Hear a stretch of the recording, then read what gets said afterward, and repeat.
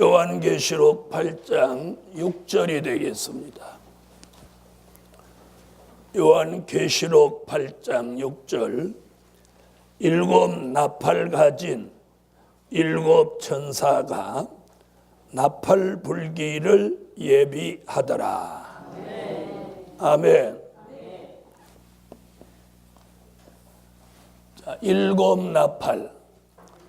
자, 이 일곱 나팔은 말세의 시기를 알려주는 겁니다. 네, 일곱 이는 말세의 징조를 알리는 겁니다. 일곱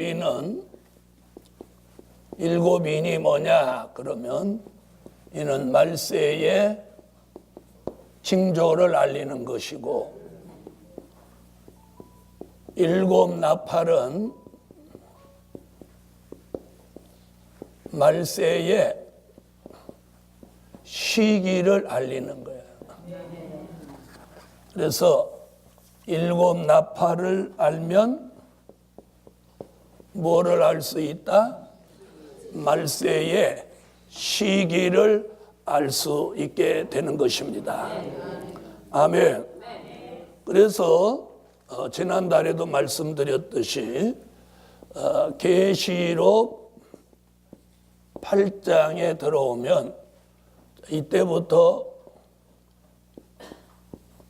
무슨 계시? 본론적인 계시다. 아멘. 본론적인 계시다. 그래서 우리가 영적인 수준이 이제 본론적인 계시에 도달하는 수준에 이르러야 됩니다. 서론적이고 목록적인 수준에 머물러서는 안 되고 좀 더 깊이 있는 본론적인 계시에 도달하는 영계가 돼야 돼요. 지난달과 선지학교에서도 말씀드렸듯이 서론적인 계시에서 목록적인 계시, 그래서 목록적인 계시에 도달하는 영계가 되면 전체적인 줄거리가 보이니까 이렇게 많은 체를 하고 또 어디 가서 자기를 나타내려고 하고 이런 수준에 이르는 거예요. 그러나 그 수준이 상당히 영적으로 조금 위험한 거예요. 왜 그러냐면 깊이 있게 알지 못하고 이렇게 줄거리만 아니까 자기가 모든 걸 다 아는 듯하는 착각을 일으킬 수 있다는 거죠. 그래서 그 목록적인 계시 영적 수준에 도달하면 자꾸 이렇게 아는 체를 하게 되는 거예요. 그런데 이 본론적인 계시의 수준에 도달하면 절대로 나서지 않고 아는 체 하지 않아요. 표면적으로는. 그러나 자기가 복음을 전할 어떤 계기와 기회가 오면 정말로 진가 있는 말씀과 진리를 펼쳐내는 거예요. 이 말 알아들으시겠어요? 그래서 이 단계의 영적 수준에 이른 사람은 사람이 변질되거나 복음에서 떠나지 않아요. 그래서 대부분 이 복음에서 떠나는 사람들이 어디서 떠나느냐면 이 서론적인 계시의 영적 수준에서 여기서 대부분 1차 탈락을 하는 거예요. 그래서 계시록을 듣기는 듣고 아는 건 아주 극히 서론적인 수준이니까 깊이 있게 모르니까 여기에다가 어떤 백마의 사상으로 올인을 못하는 거예요. 그러다가 이제 목록적인 계시의 영적 수준에 도달하면 뭐가 보인다고요? 전체적인 줄거리가 목록적으로 보이는 것 같이 전체적인 줄거리가 보이는 거예요. 그래서 이제 제가 강의를 하면 다음에는 무슨 성경 구절을 말하겠구나 요 정도 아는 거예요. 그것이 이제 목록적인 계시의 수준이고, 그 단계 되면 어디 가서 막 자기를 나타내는 거예요. 이때가 상당히 위험한 때예요. 태권도로 말하면 초단 수준이에요. 그래서 태권도 한 초단쯤 되면 단 따다마자 어디 가서 막 재고 다니는 거예요. 막 이렇게 하고. 그러다가 누구 만나가지고 임자 만나가지고 돼지게 맞는 거예요. 그래 돼지게 맞고 나면 그 다음에 정신이 돌아와갖고 그 다음에 이제 2단, 3단 이렇게 되면 절대로 어디 가서 태권도 한다 소리를 안 하는 거예요. 그렇지만 어디 가서 자기가 당하게 되었을 때는 철저히 자기 방어를 하는 거예요. 무슨 말인지 아시죠? 그래서 오늘 8장 나팔 부는 역사 이 공부함으로 오늘 이동산에 올라오신 모든 분들이 이제 본론적인 계시 이런 영적 수준에 도달해서 어디 가서 자신을 나타내지 않고 또 말이 적어지는 거예요. 말이 적어지는 거예요. 그러나 기회가 와서 자신이 말씀을 전할 수 있는 그런 계기가 마련되면 그저 아주 물이 흐르듯이 하나님의 말씀 진리를 변론할 수 있는 단계가 이 단계예요. 그래서 이 단계에 들어가면 철저한 백마의 사상이 무장되고 복음의 절대적인 사람이 되는 거예요. 할렐루야. 거기서 이제 반복적인 계시의 영적 수준에 이르려면 반복적인 영적인 수준에 이르려면 자기가 깨닫고 하나님이 깨우쳐 주신 말씀들을 최대한 활용을 하는데 다시 말하면 이제 응용력이 뛰어난 거예요. 복음, 말씀, 진리에 대한 응용력이 뛰어나지는 이게 반복적인 계시 영적 수준에 도달하는 거예요. 그 다음에 결론적인 계시의 수준에 이르려면 영적 수준에 이르려면 더 이상 그 종을 능가할 만한 사람이 없을 정도로 영적으로 완숙된 상태에 도달하는 영적으로 뭐 때? 완숙돼 있어. 완숙돼 있어. 무슨 말인지 아시죠? 뭐 어떤 음식도 이렇게 완전히 숙성된 음식을 완숙되었다고 표현하더라고요, 셰프들이. 그래서 어떤 음식은 그냥 먹어서는 맛이 없고 이렇게 숙성을 좀 시켜야 맛이 있는 게 있어요. 홍어회라든지 이런 건 숙성을 안 시키면 쥐뿔도 맛이 없어요. 생선회만 또 못해요. 그런데 숙성을 시켜놓으면 탁 쏘면서 이러면서 역시 홍어회야 이렇게 하는 거예요. 이런 홍어회를 먹을 줄 아는 사람들이고 그렇지 못한 사람은 이게 뭔 맛이다냐 이러는 거죠. 그래서 결론적인 계시의 영적 수준에 도달하면 영적으로 이제 완숙된 상태에 도달해서 영적으로 넉넉하고 그래 막 덤비거나 초급증을 가지지 않는 거예요. 그리고 누구하고 변론하면서 막 얼굴 붉히고 이렇게 안 하는 거예요. 누구하고 변론하는데 자기 말 안 듣는다고 막 얼굴 붉히고 막 자기 주장하고 이러는 수준이 어디냐면 여기가 목록적인 수준이에요. 그래서 오늘 자신의 영계가 서론적인 영적 수준인지 목록적인 영적 수준인지 또요 본론적인 영적 수준인지 반복적인 영적 수준인지 결론적인 영적 수준인지 네, 그래서 완숙된 상태는 넉넉하고 풍성해요. 풍성. 그리고 풍요로워. 그래서 말씀과 진리와 무엇에 흠잡을 데 없는 수준에 도달하게 되는 거예요.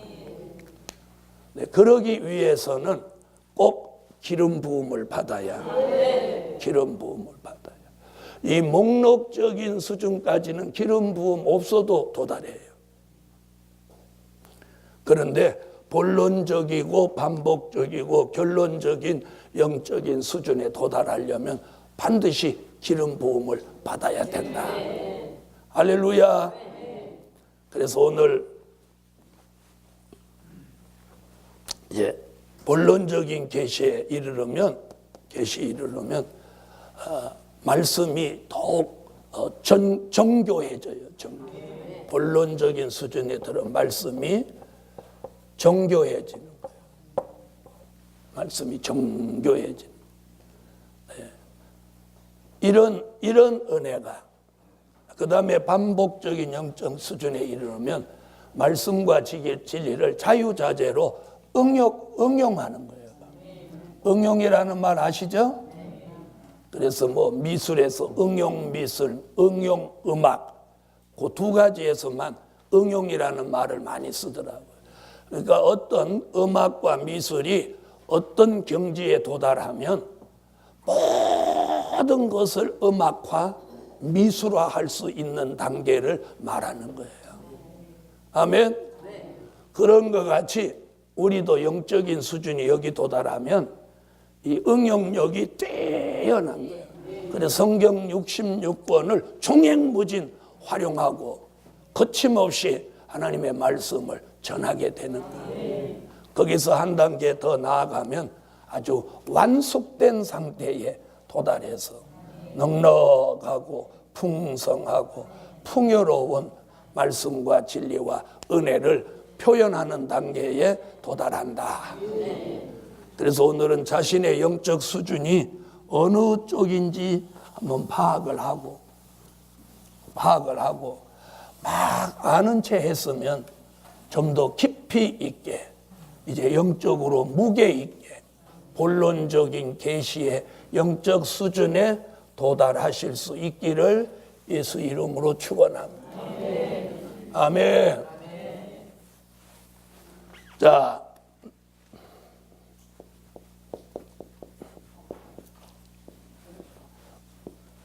나팔은 경고다. 나팔은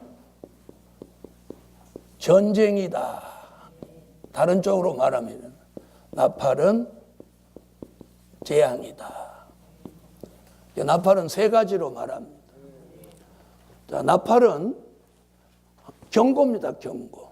무슨 경고냐? 주의 재림이 있다. 주의 재림이 가깝다는 경고예요. 그래서 나팔 불고 주님 오신다는 말을 여러 곳에 써놨어요. 나팔 불고 주님 오신. 아멘. 자, 우선 마태복음 24장 30절로 31절에도 나팔 부는 이야기와 주의 재림을 연관성 있게 말해놓고 또 고린도전서 15장 51절로 54절에도 나팔 불고 일어나는 역사를 말했고 데살로니가 전서 4장 16절로 17절도 나팔 불고 주님 오시는 이야기를 했어요. 아멘. 그래서 나팔은 뭐다? 주의 재림을 알리는 경고예요.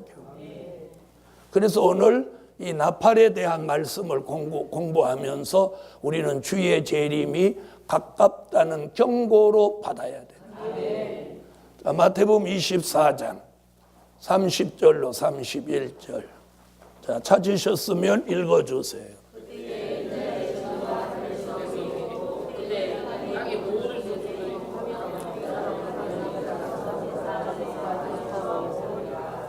아멘. 30절에 주의 재림 얘기하고 31절에 나팔 불면서 천사가 동원돼서 택한 종들을 모은다. 그런 얘기 맞죠? 자, 고린도전서 15장 51절로 54절.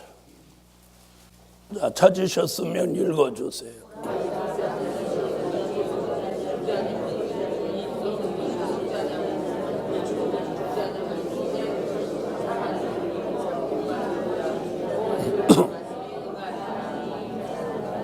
아멘. 자, 거기 보니까 뭐야? 마지막 나팔에, 마지막 때 나팔 불고 순교자는 부활체로, 입맞은 종은 변화체로 살아난다.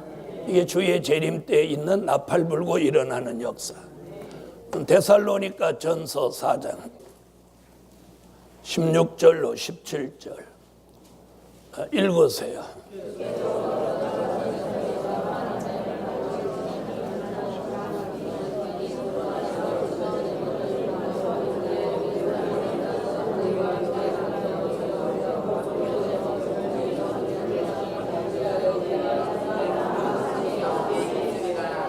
아멘.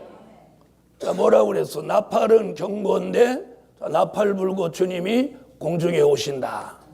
그렇게 말씀하고 있죠? 아멘. 자, 그래서 나팔은 뭐다? 주의 재림을 알리는 경고다. 아멘. 자, 그 다음은 나팔은 뭐라고 하느냐면 전쟁을 말합니다. 자, 요한계시록 9장 13절로 19절에서 나팔은 유프라데 전쟁이 있는 걸 알리고 있습니다. 자, 요한계시록 9장 13절로 19절을 찾으세요. 요한계시록 9장 13절로 19절. 찾으셨으면 다 같이 읽어주세요.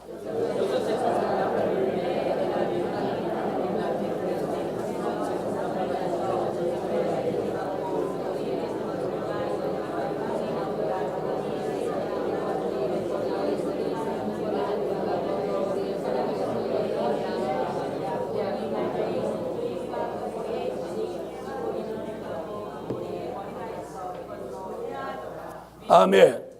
자, 전쟁에 대한 말씀을 하고 있죠. 무슨 전쟁? 유브라데 전쟁. 그 다음은 뭐라고요? 재앙이다. 나팔은 재앙이다. 재앙 얘기는 계시록 15장 1절, 계시록 16장 1절에서 재앙을 말합니다. 자, 이 재앙은 산자를 심판하기 위한 진노의 7 대접 재앙을 말하는 것입니다. 자, 계시록 15장 1절 읽으세요.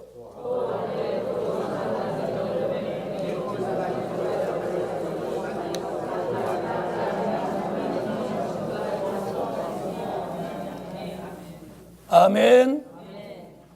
자, 16장 1절.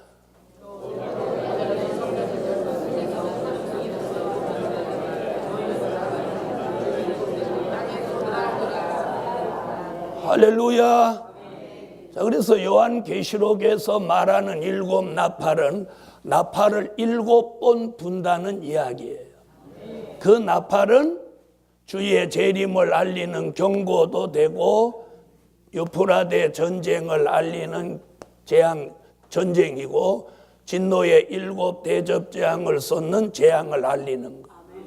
이걸 나팔로 보면 경고의 나팔은 5번째, 전쟁의 나팔은 6번째, 또 재앙의 나팔은 7번째 이렇게 봅니다.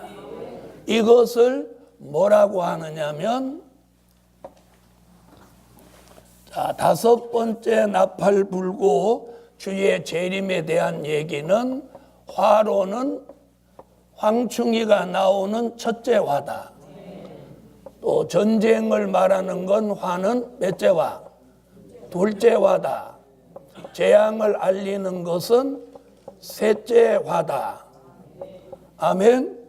그래서 첫째 화, 둘째 화, 셋째 화를 묶어서 말한 게 계시록 8장 13절의 3대 화입니다. 3대 화. 다시 말하면 화가 3번 있다. 첫째 화, 황충이로 오는 화. 둘째 화, 전쟁으로 오는 화. 셋째 화, 재앙으로 오는 화. 이것을 묶어서 뭐라고 한다고? 3대 화. 그래서 계시록 8장 13절에 화가 있으리로다. 화가 3번 온다고. 계시록 8장 13절을 찾으세요.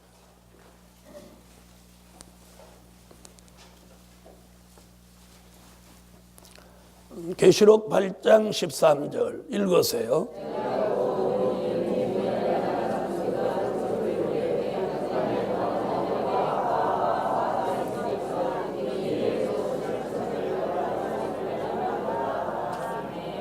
자, 화가 몇 번 있어요? 그래서 첫 번째 화는 주의 재림과 관계된 경고, 전쟁, 재앙을 알리는 이런 화가 앞으로 3번이나 있다고 요한계시록은 우리에게 경고해 주고 있는 겁니다. 그래서 더러는 요즘 계시록을 몰라도 된다, 알아야 된다, 이렇게 찬반 논쟁이 있지만 전에 같지 않고 이제는 요한계시록을 전국에 이 계신 목사님들이 알으려고 난리가 났어요. 아멘. 자, 그래서 오늘 이제 나팔 얘기는, 자, 나팔은 뭘 알리는 거예요? 말세의 시기를 알리는 것이다. 자, 그럼 이제 요한계시록 8장 7절로 가보세요. 요한계시록 8장 7절. 자, 찾으셨으면 다 같이 읽어주세요.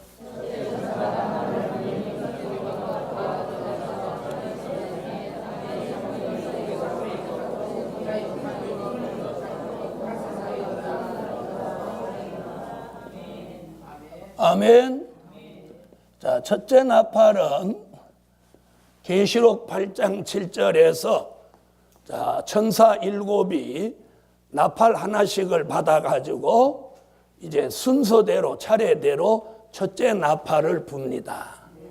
그러니까 이 나팔을 부면 나팔을 부는 것으로 끝나는 게 아니라 나팔 불면서 일어나는 역사가 있어요. 뭐가 일어나요? 자, 첫째 나팔 불고 일어나는 역사가 있다는 거예요. 자, 일어나는 역사가 있는데 이걸 뭐라고 하느냐면 사회주의 민족적 혁명기라고 하는 거예요. 자, 첫째 나팔 불고 무슨 일이 일어났냐면 사회주의 민족적 혁명기. 자, 이게 무슨 얘기냐면, 자, 첫째 나팔 불고 일어난 역사가 뭐냐면, 자, 여기 보면 이렇게 말이에요. 자, 피 섞인 우박과 불이 나서, 이렇게. 피 섞인 우박과 불이 났다. 피 섞인 우박과 불이 났다. 이게 무슨 얘기냐면 여기서 피, 우박, 불 이렇게 말합니다. 여기서 불은 사회주의 혁명의 불을 말한 거예요. 혁명의 불. 그리고 피가 섞였다고 하는 건 이건 숙청, 학살 이런 뜻을 말한 거예요.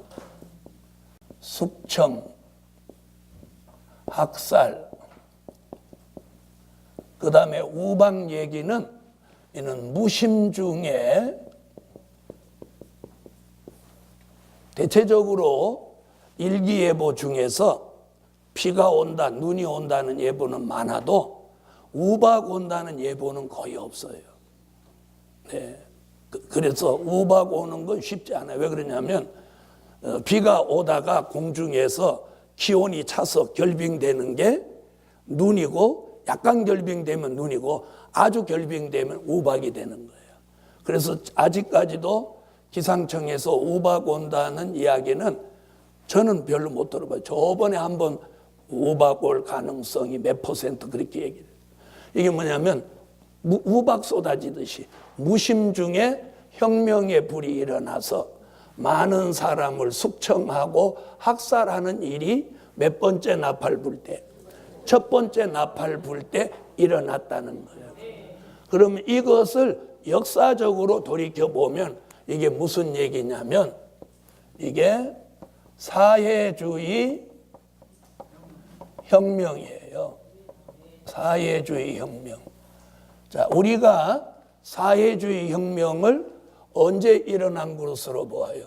1917년 10월 혁명이에요. 지금 사회주의 혁명이 1917년 10월에 일어났다는 거예요. 그래서 요 첫째 나팔과 사회주의 혁명을 여기 일치하게 보는 거예요. 무슨 말인지 아세요?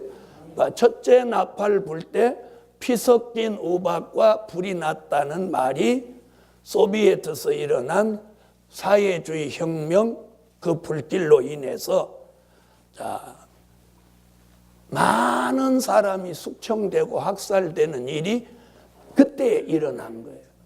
그걸 성경에서는 나팔로 몇째 나팔로 보아? 첫째 나팔로 보는 거예요. 자,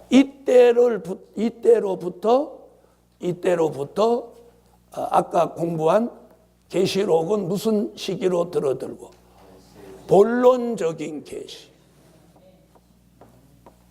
본론적인 요한계시록의 본론적인 계시에 접어드는 게 나팔이고, 이때부터 첫째 나팔 불고 사회주의가 이 땅에, 즉 다시 말하면 공산주의가 등장하는 시점을 뭐라고 하느냐 하면 이걸 환란 시대의 시작. 뭐라고요?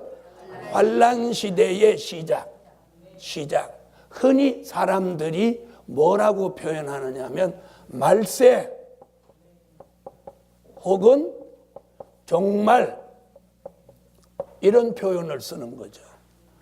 아멘.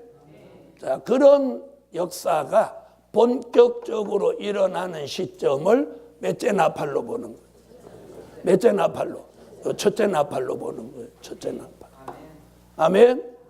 그래서 첫째 나팔 불고 사회주의 혁명이 일어나서 많은 사람들이 이념과 사상에 맞지 않는 사람들을 전부 숙청했죠. 그리고 학살했어요. 그래서 공산주의가 가는 곳에 많은 사람이 피 흘리는 일이 무심중에 일어난 사회주의 혁명으로 역사하는 거예요. 아멘. 그래서 우리는 하나님 편에서나 복음에서나 공산주의를 용납해서는 안 되는 거예요. 그래서 사회주의 혁명이 일어나서 공산주의가 등장한 그 시점을 뭐라고 한다고? 환란 시대의 시작으로 보는 거예요. 저는 공산주의, 무신론주의, 하나님은 없다, 인간은 무덤으로 끝난다 이렇게 주장하는 그들이 하나님이 없다고 하고 유물론주의자로 등장해서 세계의 3분의 1을 공산화시켰단 말이에요. 이 일이 언제 시작된 거냐? 1917년 10월 혁명이고, 이건 세계사를 공부한 사람들이 아는 거고, 성경은 몇째 나팔? 첫째 나팔 불 때 이런 일이 일어난다고 요한계시록에다 이렇게 기록을 해놨다. 기록을 해놨어. 주 95년에 계시록에 이걸 또 기록을 해놨어. 그리고 그로부터 자 보세요. 이게 1917년에 이런 일이 났으니까 사도 요한은 주후 95년경에 계시록을 기록했단 말이에요. 아멘. 자, 그러면 주후 95년이니까 주후 1917년에 이런 일이 일어났어요. 그렇죠? 일어났죠? 그럼 주 95년경에 기록해 놓은 말씀이 현실대로 됐어야 안 됐어요? 됐다는 거예요. 됐다는 거예요. 그래서 우리가 이 시대에 요한계시록을 알아야 된다. 여러분, 성경의 예언은 반드시 이루어집니다. 그래서 우리가 현실을 자꾸 보면 안 되고 성경의 예언을 보아요. 왜? 현실은 바뀌어요. 자, 여러분, 지난달에 오셨을 때 보셨던 나무 색깔하고 지금 오시니까 색깔이 다르죠? 콩잎 보세요. 콩잎이 달라졌잖아요. 다음 달에 오시면 저 콩잎 하나도 없어요. 환경은 자꾸 바뀌는 거예요. 계절도 바뀌듯이. 그러나 하나님의 말씀은 1.1핵이라도 변함이 없다는 거예요. 네. 자, 그래서 이런 시대를 우리가 이미 몇 번째 나팔 불 때, 첫 번째 나팔 불 때 이런 일이 일어났다. 이게 말세의 종말의 역사다. 아멘. 자, 그러면서 이 혁명의 불이 일어난 것으로 그냥 끝나는 게 아니라 그 다음 얘기를 보면 뭐라고 하느냐면 땅 3분의 1이 타서 사위고 이럽니다. 그럼 이 땅 3분의 1이 타서 사인다. 이게 무슨 말이냐면 지구 땅 3분의 1이 사회주의 혁명의 불로 인해서 3분의 1이 공산화된다는. 아멘. 다시 말하면 땅 지구 3분의 1이 혁명의 불로 탄다. 그 말은 뭐예요? 지구 땅 3분의 1이 뭐 어때?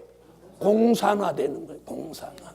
이게 1917년 일어난 사회주의 혁명 운동으로 인해서 첫째 나팔 불면서 지구 땅 3분의 1이 공산화되었단 말이에요. 그건 우리가 알고 있어요, 없어요? 그래서 제가 초등학교 다닐 때 보면 교과서에 지구 3분의 1을 그때는 지도가 빨갛게 그려졌단 말이에요. 그렇죠? 요즘 교과서는 애들한테 물어봤더니 그렇게 안 돼 있다고 하더라고요. 옛날에 저희는 교과서에 그랬어요. 그래서 아마 제 나이 또래 연배에 계신 분들은 아마 기억하실 거예요. 공산주의가 점령하고 있는 지역은 지도가 빨간 거잖아요. 그렇죠? 그게 뭐예요? 지구 땅 3분의 1 공산화됐는데 이때 이루어진 게 뭐냐면 동서냉전 시대입니다. 동서냉전 시대. 기억하시죠? 동서냉전 시대. 그럼 동서냉전 시대는 이 공산주의 등장으로 이루어졌는데 그때 가장 극단적인 대립을 한 게 소련과 미국이었습니다. 기억하시죠?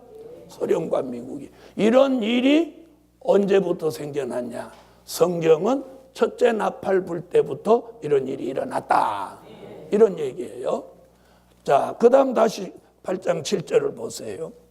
땅의 3분의 1이 타서 사유고 수목의 3분의 1도 그럽니다. 수목의 3분의 1도 타서 사위고. 그럼 이 수목이라는 말이 뭐냐? 자, 수목은요, 교회를 말한 거예요, 교회. 교회 3분의 1이 무너졌다는 거예요. 자, 여러분, 지구 땅 3분의 1이 공산화된 지역에 교회가 무너졌어요, 안 무너졌어요? 무너졌죠? 한 예로, 자, 대한민국의 기독교의 근본은 본래 평양이었어요. 기억하시죠? 평양, 대동강변으로 그 물질기를 타고 선교사가 들어와서 평양이 제일 먼저 대한민국에서 복음이 전해진 곳이에요. 그래서 우리가 교회사를 공부해보거나 그 믿음의 선조들의 얘기를 들어보면 평양 시내의 상권을 기독교인이 꽉 잡고 있었다는 거예요. 그래서 주일날 다 문을 닫아버리니까 주일날 평양장이 걸리면 장이 안 됐다는 거예요. 얼마나 기분 좋은 일이에요. 아멘 안 하고 아이고 어쩌나 왜 그랬대 하냐, 장 봐야지 이래야 되는. 나는 그 얘기할 때 막 기분이 좋아. 야, 그때 상인들 대단했다. 사람들이 물건 사러 왔는데 문을 다 닫고 예배 드리다니.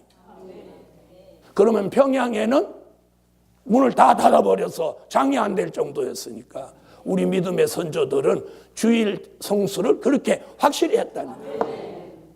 그런데 어느 날 슬슬 주일날 낮예배 마치고 와서 오후에 문을 열기 시작했다는 거예요. 그 결과가 어떻게 됐어요?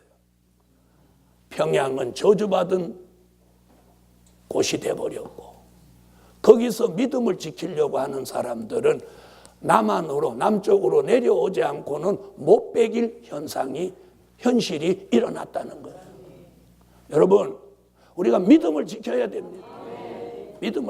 믿음을 못 지키니까 하나님이 평양을 축복의 도시를 저주의 도시로 만들어버려요. 네? 이런 일이 언제 일어났느냐? 이때 일어났다는 거예요. 그래서 수목의 3분의 1이 다소 사위고. 자, 그 다음 보세요. 수목의 3분의 1은 교회를 말한 거고, 그 다음 보세요. 자, 푸른 풀도 다소 사위더라. 자, 푸른 풀도 다소 사윈다. 자, 푸른 풀은 뭐예요? 자, 말씀이죠. 하나님의 말씀까지 뭘 입어? 피해를 입었다는 거예요. 누구의 피해를 입어? 공산주의의 피해를 입는 거죠. 자, 그래서 수목이 교회라는 말, 이는 계시록 9장 4절에 근거를 두고, 자, 말씀이 푸른 풀이 하나님의 말씀이라는 건 시편 23편 1절로 3절에 보면 양의 꼴이 말씀이죠. 아멘. 자, 이래서 첫 번째 나팔 불며 일어난 역사가 피 섞인 우박과 불인데, 이건 1917년 10월 혁명으로 공산주의, 사회주의 혁명이 일어나서 지구 땅 3분의 1이 공산화되고 교회 3분의 1이 무너지고 하나님의 말씀까지 피해를 입으면서 무슨 시대로 치달았다고? 동서 냉전 시대로 치달았다는 것을 우리는 오늘 알 수 있습니다. 자, 이런 말씀이 복음서에는 없어요. 바울 서신에도 없다는 게 중요한 얘기예요. 그러니까 복음 서신 앞만 읽어도 이걸 찾아낼 수 없어. 바울 서신 앞만 읽어도 이 얘기할 수 없어. 그래서 계시록을 알아야 이런 말씀들을 알게 되고 이런 말씀이 현실로 이루어진 사실을 우리가 분별하게 되는 거예요. 자, 그 다음 두 번째. 자, 8절로 가겠어요. 계시록 8장 8절로 9절. 읽으세요.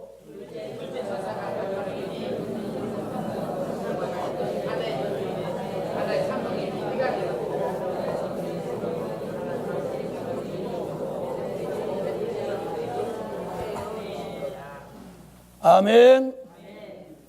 자, 그럼 첫째 나팔 불고 이런 일이 일어났으니 첫째 나팔 부른 거예요? 안 부른 거예요? 불었다고 봐야죠. 자, 그럼 이제 둘째 나팔.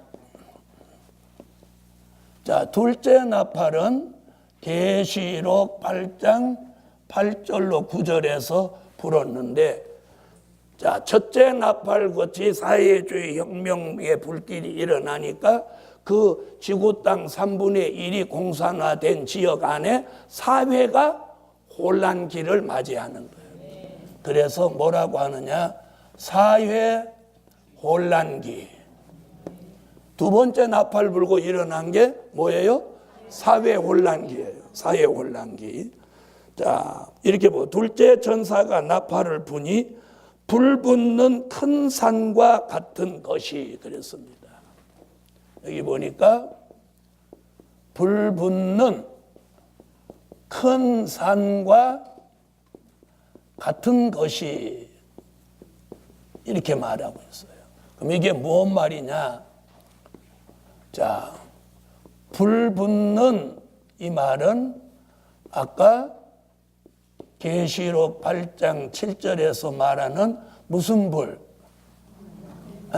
사회주의 혁명의 불을 말한 거죠. 사회주의 혁명의 불.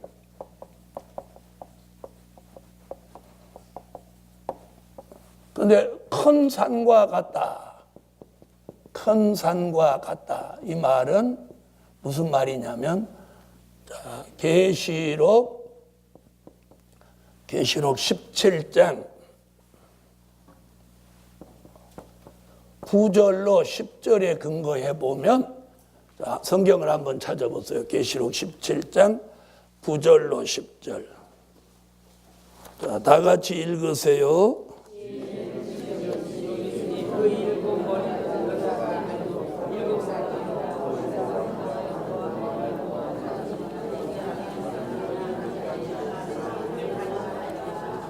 자, 거기 무슨 얘기 나와요? 자, 산 얘기 나오죠? 자, 거기 보면 7머리는 여자가 앉은 7산이요. 7왕이라. 그래서 큰 산 이렇게 말하는 것은 뭘 말하느냐? 사회주의 혁명에 불타는 큰 나라. 즉 강대국을 말하는 거예요. 아멘. 큰 산과 같다. 산은 아까 나라를 말했는데 크다는 것은 큰 나라, 강대국. 그러면 사회주의 혁명의 불로 강대국이 돼가지고 그 당시 역사하던 나라가 어디? 소련이죠, 소련. 여러분, 자, 외정시대에는 아이가 울으면 아이 울음을 그치게 하는 방법이 뭐였냐면 순사 온다 이랬다는 거예요. 순사 온다 이러면 아이가 뚝 그쳤다는 거예요. 그건 일본 순사가 얼마나 무서웠으면 아이가 울다가 다 꽂혔겠어요. 그 다음에 6.25 전쟁이 일어난 다음에는 아이가 팍 울면 그치게 하는 방법이 뭐였냐면 순사 온다 그러면 안 그치고 로스케 온다 이렇게 해야 뚝 그쳤다는 거예요. 로스케. 에스겔서 39장에 보면 로스 족속이라고 나옵니다. 그래서 우리나라 어른들은 성경을 잘 몰랐어도 소련 사람들을 로스케라고 그랬어요. 로스라는 말이죠.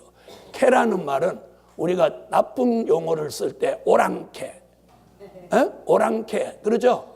로스케. 나쁜 사람들을 지칭할 때 뒤에다 캐자를 붙였어요. 오랑캐, 로스케 이랬는데 그 로스케라는 말이 소련 사람을 상징한 거예요. 그런데 성경에도 로스 족속이 나옵니다. 그만큼 이 소련 사람들이 무서웠다는 거예요. 애가 울다가 끝일 만큼. 그 다음에 6.25 전쟁이 끝나고 이제 평화로워질 때는 요즘은 달라졌는데 옛날에는 꽃감을 줘야 애가 울음을 그쳤다는 거예요. 그러니까 순사 온다, 로스케 온다 그러다 이제 그 다음에는 꽃감 줄게 이렇게 애가 그쳤다는 거예요. 요즘은 돈을 줘야 끝이죠. 요즘은 현찰입니다, 현찰. 애가 안 나오고 속을 새겨서 막 엄마를 고통스럽게 해도 의사가 나오라고 암만 불러도 안 나오던 애가 5만 원짜리를 흔들면 빡 뛰쳐나온다는 거예요. 이건 산부인과에서 나온 이야기들입니다. 자, 그래서 둘째 나팔 불고 불 붙는 큰 산과 같은 것이 한 얘기는 불 붙는다는 건 사회주의 혁명의 불을 말한 거고 큰 산이라고 하지 않고 같다 했죠. 같다는 얘기는 큰 산과 같다는 얘기는 큰 나라, 강대국, 그 당시 소련을 말하는 거예요. 자, 그런데 이 불 붙는 큰 산과 같은 것이 뭐라고요? 바다에 던지온다. 그랬죠? 바다에 던진다는 거예요. 그럼 이 바다라는 얘기가 무슨 얘기냐? 이사야 17장 12절로 13절에 보니까 이 바다는 혼란한 세상을 말씀해 놓았어요. 그러면 이 얘기가 뭐냐? 여러분, 바다는 잠잠하기도 하지만 큰 풍랑이 일어요. 네, 그래서 사람들에게 공포와 두려움을 주고, 그래서 어부 생활을 몇십 년 하신 분들도 보면 이 바다에 나갈 때 굉장히 긴장하고 나가더라고요. 언제든지 변화가 일어날 수 있는 게 바다라는 거예요. 그래서 이 육지 근처에서는 잠잠하던 바다가 나가면 나갈수록 막 거칠어지는 거예요. 저도 한번 섬에 갑자기 볼 일이 있어서 어선을 하나 빌려 타고 나갔는데 잠잠하던 배가 한참 가니까 파고가 있는데 제가 물어봤더니 한 3m 된다고 하더라고요. 그래서 제가 뱃머리에 이렇게 섰는데 쭉 올라갔다가 쭉 내려오는 거예요. 어휴, 얼마나 무섭던지. 그런데 그 배 운전하시는 분은 그런 삶을 하도 살아갖고 암시랑도 안 해. 그래서 안 무서우세요? 그랬더니 이건 요사예요 이러는 거예요. 그럼 파고가 얼마나 돼야 무섭습니까? 그랬더니 5m는 돼야죠 이러는 거예요. 그럼 3m는요? 3m도 이게 굉장히 센 편인데 그 정도는 다닙니다 이러는 거예요. 그런데 한번 들어보세요. 배가 이렇게 3m 올라갔다가 3m 내려온다고 생각해보세요. 여기서 저기가 3m예요. 요만큼 올라갔다가 이만큼 뚝 떨어진다고 한번 생각해보세요. 배 앞에 서 있다. 자, 여러분, 그래서 이 불붙는 큰 산과 같은 이 강대국 소련으로 인해서 뭐가 일어나느냐? 세상이 혼란해졌어요. 그래서 공산주의가 차지하고 있는 3분의 1의 사회에 혼란이 왔는데 그 혼란이 온 게 뭐예요? 자, 지성인들과 지주들을 무참히 무엇했어요? 숙청하고 학살했죠. 그러니까 사회가 혼란이 와요, 안 와요? 혼란이 오죠. 그걸 여기 지금 어떻게 표현하는 거예요? 바다의 3분의 1이 피가 되고,